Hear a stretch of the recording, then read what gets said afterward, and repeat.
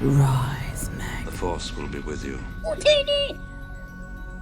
Hello my dear friends and welcome back to another Star Wars news update. I hope you're all having an amazing day. In today's news we're going to be talking about a really big new development for The Mandalorian Season 3. We're also going to be talking about Luke Skywalker and more. Before we dive into it guys, please may I ask you to hit that big red subscribe button down below if you have not done so already. It really helps out the channel and I thank you greatly. Also make sure to give that notification bell a good old tickle, and without any more jibber jabber, let's dive straight into it.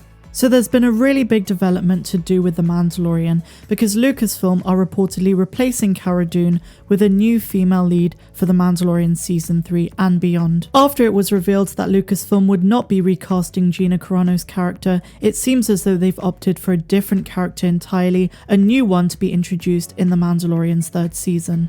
So as of now, we have no clue who this character is. We don't know if they're going to be a Mandalorian or a Force sensitive or just like a side ally to Mando, or she may even be part of the New Republic. But either way, it seems as though it's a character we haven't seen before, and she will be taking the place of Cara Dune in terms of her friendship with Djarin and as an ally and a hero in the show in general.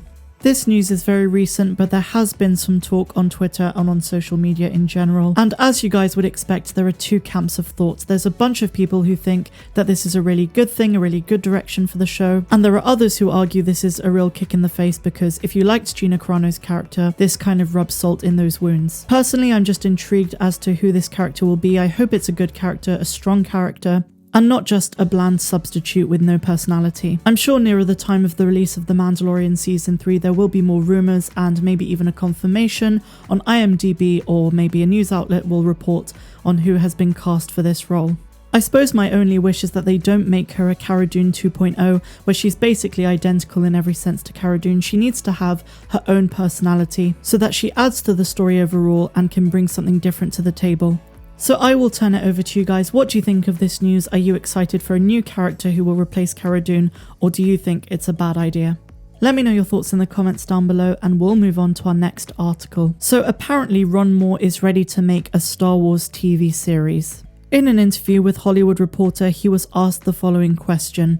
You flirted with a Star Wars live-action show with George Lucas for ABC nearly a decade ago, and it never got off the ground. And now you're at Disney at a time where they've got a dozen live-action Star Wars shows in development.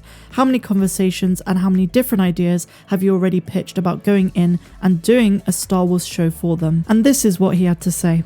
It's always something that's on my mind, but clearly they have their Star Wars plate full at the moment. I'm not sure this is the moment that you go in and pitch a new Star Wars series over there. I would love to do something in that franchise. It was fun to go and work on the abortive live-action show that I did way back when. I got a tremendous amount of thrill of writing lines for Darth Vader in one episode, and it would be fun to do that again. It's not just the first piece of development I'm doing over there, but hopefully I'll be allowed to do that at some point. He also went on to say that he's very excited for all of the upcoming series. So with that little nugget of news out of the way, let's talk about Ewan McGregor, who is currently training for ObiWan Kenobi.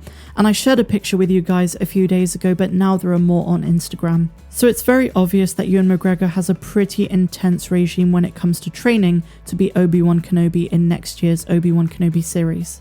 What's really great about Ewan McGregor is his dedication to the role of Obi-Wan. He absolutely loved Alec Guinness's performance in the original trilogy, and he's always determined to get in shape for the role. If you watch any of the makings of for the prequel trilogy, you can see how much he put into it, and it seems like he's doing that again.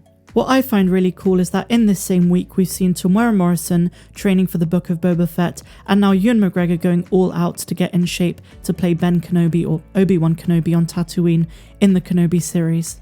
Unfortunately, we don't have any news to do with Obi-Wan apart from this, but it's nice to see a little bit of insight into the dedication and training that goes on behind the scenes. And I must say, for both the Book of Boba Fett and Obi-Wan Kenobi, it'd be really awesome to see both those characters at full physical strength being very active. We seriously have so much to look forward to, guys. I know it's been a difficult 2 weeks for the Star Wars franchise, but better days are surely to come. So now let's move on to another topic. Now this is about Rey's lightsaber at the end of The Rise of Skywalker. This isn't so much news as it is speculation about the rise of Skywalker. I saw this on Reddit and I wanted to share it with you guys now. The question is, did Rey use the Kyber crystal from Luke's second lightsaber to construct the one that she has at the end of the rise of Skywalker? Interestingly enough, a couple of weeks ago I put out a poll to you guys asking you which was your favourite of Luke's lightsabers, and in there I included his yellow one.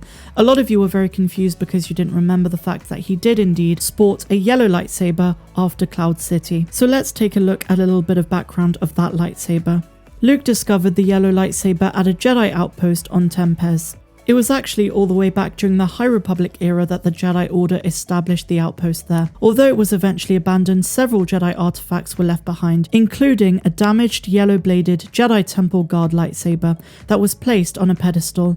Shortly after the Battle of Hoth in 3 ABY, Luke Skywalker, a Jedi Padawan and commander in the Alliance to restore the Republic, lost his lightsaber during the duel with Darth Vader that we saw obviously on Bespin in The Empire Strikes Back. Luke travelled to Tempest to retrieve a new lightsaber after receiving directions from the partially trained Padawan, Verla. Upon entering the abandoned outpost, Luke Skywalker noticed a damaged lightsaber pike and claimed it as his own. He was immediately ambushed by the spirit of the Grand Inquisitor that had been bound to the ruins for eternity by Lord Vader, to serve as a trap for unsuspecting travellers. Using the weapon, Skywalker defended himself against the Inquisitor's red-bladed lightsaber. Although the Inquisitor initially had the upper hand, the aspiring Jedi was able to best him. As we know, a year later in 4 ABY, Luke Skywalker constructed a new green-bladed lightsaber that he began using instead of the damaged one. While we don't know what happened to that yellow lightsaber, a lot of people believe that it could be the one in which Rey extracted the Kyber crystal and used to make her own at the end of episode 9. It would be a very cool tie-in, but I don't think this is the approach they took. So having said this, we know that Daisy Ridley is open to return as Rey one day, and that would be really cool if they could explain the backstory to that Kyber crystal. But what do you guys think of this, and did you know that Luke Skywalker indeed had this yellow lightsaber? Also guys, just on a final note, I want to say we're just 10 weeks away from Star Wars The Bad Batch dropping on Disney Plus. I'm super hyped, and as always I'll be doing full episode breakdowns, giving you my feedback and of course my analysis. I really hope you guys enjoyed this news update, and if you did, please be sure to give me a big fat thumbs up, subscribe to the channel if you're new, and also please consider heading over to my Patreon page where for just $2 or $10 a month you get exclusive access to content that's not found on YouTube. We're currently at 95 patrons guys, we're so close to 100. So please, if you're feeling generous, consider contributing to this channel. I'm Star Wars Meg, and I'm wishing you all a phenomenal rest of the day, no matter where you dwell in the galaxy. Have a good one.